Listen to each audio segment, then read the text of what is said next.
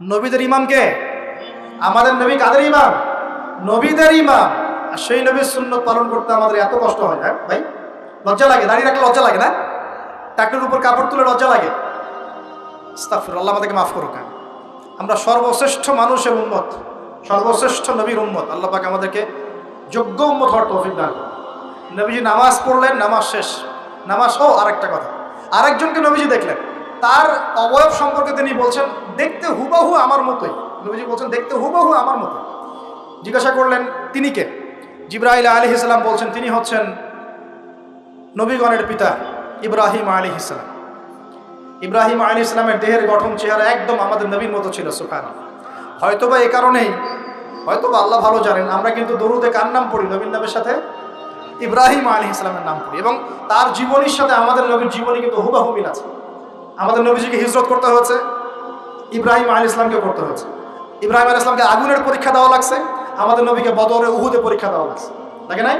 আমাদের নবীকে পাশে ছিলেন স্ত্রী খাদিজা রাদিয়াল্লাহু আনহা, ইব্রাহিম আলাইহিস সালামের পাশে ছিলেন স্ত্রী সারা এবং হাজরা আলাইহিম আসসালাম। মানে টোটালি মিল পাবেন আপনি দেখবেন টোটালি মিল আছে। ওদিকে যাচ্ছি না আমি। এবার নামাজ শেষে নবী সাল্লাল্লাহু আলাইহি ওয়াসাল্লাম আবার বোরাকে উঠলেন। এবার বোরাক উপরে ওঠা শুরু করল। এই পর্যন্ত যেটা এসেছে এটা হচ্ছে মক্কা থেকে জেরুজালেম পর্যন্ত। এটাকে বলা হয় ইসরা। এটাকে কি বলা হয়? ইসরা মানে নাইট জার্নি, মানে রাত্রেবেলা নৈশ ভ্রমণ। আর এবার যাচ্ছে এই বাইতুল মাকদাস থেকে উপরের দিকে, এটাকে বলা হয় মেরাজ, মানে ঊর্ধ্বে আরোহণ, ঊর্ধ্বগমন। ঠিক আছে? এবার প্রথম আকাশে যখন পৌঁছালেন, প্রথম আকাশে দরজা আছে, কি আছে? আর প্রথম আকাশ মানে আমরা যে তারা দেখি এগুলো কিন্তু প্রথম আকাশে। ঠিক আছে? প্রথম আকাশ মানে প্রথম মহাকাশ। শুধু এটা নয় যে এই যে ওজোনোস্ফিয়ার, আয়নোস্ফিয়ার যেটা ভাগ করেছে এগুলো নয়, আমরা যা দেখি এগুলো সব হচ্ছে প্রথম মহাকাশের অংশ। এখানে দরজা আছে একটা, আমরা দেখতে পারি। এখানে গিয়ে জিবরাইল আলাইহিস সালাম দাঁড়িয়ে গেলেন, নবী সাল্লাল্লাহু আলাইহি ওয়াসাল্লাম দাঁড়িয়ে গেলেন। ওই দিক থেকে আওয়াজ আসছে যে কে? জিবরাইল আলাইহিস সালাম বলছেন যে আমি জিবরিল। আপনার সাথে কে? বলা হচ্ছে আমার সাথে হচ্ছে বিশ্বনবী মুহাম্মদ রাসূলুল্লাহ সাল্লাল্লাহু আলাইহি ওয়াসাল্লাম। আপনাকে কি পাঠানো হয়েছিল তাকে আনার জন্য? তিনি বলছেন হ্যাঁ।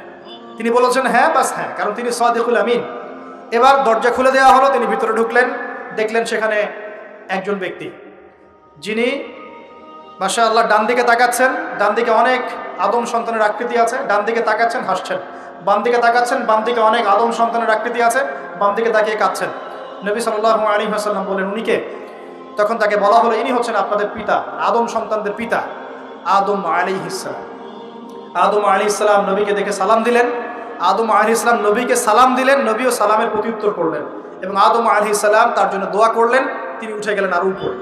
এবার দ্বিতীয় মহাকাশে যখন চলে গেছেন, এই দ্বিতীয় মহাকাশ পর্যন্ত সায়েন্স যেতে পারেনি, কেউই পারেনি, আল্লাহ রাসূল সাল্লাল্লাহু আলাইহি ওয়াসাল্লাম ছাড়া। এখানে গিয়ে তিনি দেখলেন সিমিলারলি দুজন বসে আছেন। কয়জন?